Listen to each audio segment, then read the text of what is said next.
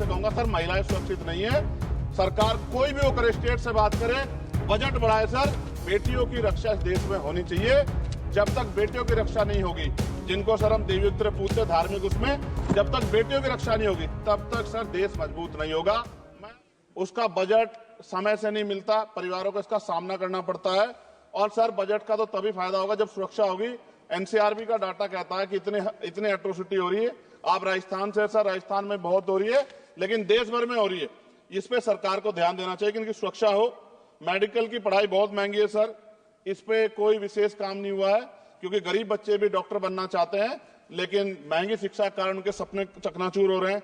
Advocate protection, lawyers के लिए कुछ नहीं है सर बजट में। सर मेरे लोकसभा क्षेत्र में एम्स की मैंने मांग की थी, क्योंकि सर कुंभ की घटना हुई, हायर सेंटर ना होता बहुत नुकसान हो जाता। बड़ौद की घटना हुई, हायर सेंटर नहीं था सर, नुकसान हुआ। और हमारे क्षेत्रों में भी, सब जिलों में जहां हायर सेंटर नहीं होंगे, बहुत बड़ा नुकसान हो सकता है। वहां की जनता को भी जीने का अधिकार है। तो एम्स की मांग नहीं पूरी हुई, इंडस्ट्रियल एरिया नहीं लगा। लकड़ी का शानदार काम है सर वहां, उस काम पे कोई बेहतरीन काम नहीं हुआ सर। आगे रोजगार नहीं, रोजगार की वजह से सर ये अमेरिका ने जो अन्याय किया हमारे साथ, ये रोजगार कमी कारण नौजवान वहां जाता है सर। यूनिवर्सिटी नहीं मिली हमें कोई। सर मुसलमानों को क्या दिया बजट में, पिछड़ों को क्या दिया, अल्पसंख्यकों को क्या दिया। सर मेरी एक विशेष मांग है आपके माध्यम से सर, हमारे बहुत सारे मिनिस्टर यहां बैठे हैं। हम देश में सुरक्षित इसलिए हैं कि बॉर्डर पे हमारी सेना खड़ी है। एयरपोर्ट से लेके पार्लियामेंट में भी सर हमारे अर्धसैनिक सैनिक बल सर, उनकी वजह से हम लोग सुरक्षित महसूस करते हैं। मेरी ये मांग है सरकार से सर, हमारी फौज, हमारे अर्धसैनिक बल के वेतन से कम सर उनको टैक्स फ्री किया जाए। अगर उनके वेतन पे भी टैक्स लगेगा सर, तो उनकी पीड़ा को आप समझ सकते हो। वो कहते नहीं सर किससे, ना उनकी कोई यूनियन है, लेकिन मुझे ऐसा महसूस होता है कि सेना और अर्धसैनिक बल के जवानों से उनकी इनकम से टैक्स सर वो मुफ्त हो, उनका फ्री होना चाहिए, जिससे वो भी अपने बच्चों की अच्छी तरह देखभाल कर सके और देश की तरक्की में जो है अपना योगदान दे सके। पुरानी पेंशन पे कोई सरकार ने कुछ नहीं कहा, बहुत सारे बुजुर्ग लोग परेशान है इसको लेके।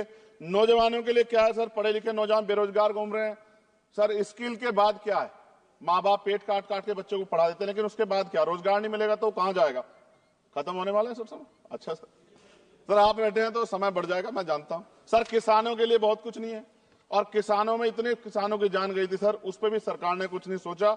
मजदूर सर, न्यूनतम वेतन के लिए पिछली बार सरकार ने कहा था, लेकिन वो धरातल पे उसका लाभ नहीं मिल रहा है। मनरेगा में सर जॉब नहीं मिल रही है। जॉब, मैं गया था गांव में, जॉब कार्ड है सर, जॉब कार्ड बने हुए हैं, लेकिन काम नहीं मिल रहा है। 100 दिनों काम गारंटी दी सर। सफाई कर्मचारियों के लिए कुछ नहीं है।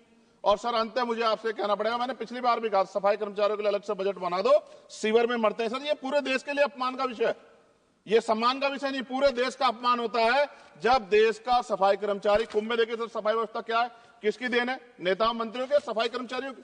वो सफाई कर्मचारी जो आज सीवर में उतरता है और गांव देहात में मैला सर पे उठाता है सर, ये बहुत तकलीफ का विषय है। और मैं अपनी पीड़ा को व्यक्त करते आपसे कहूंगा सर महिलाएं सुरक्षित नहीं है। सरकार कोई भी वो करे, स्टेट से बात करे, बजट बढ़ाए सर, बेटियों की रक्षा इस देश में होनी चाहिए। जब तक बेटियों की रक्षा नहीं होगी, जिनको सर हम देवी उत्तर पूछते धार्मिक उसमें, जब तक बेटियों की रक्षा नहीं होगी तब तक सर देश मजबूत नहीं होगा। मैं वित्त मंत्री जी से मांग करूंगा कि जो मैंने सवाल उठाए जब वो जवाब दें, तो इन पे बताएं कि कटौतियां क्यों की, कि SC ST के पढ़ने का अधिकार छीन के सरकार तरक्की कर सकती है, ये संभव नहीं। धन्यवाद अध्यक्ष जी।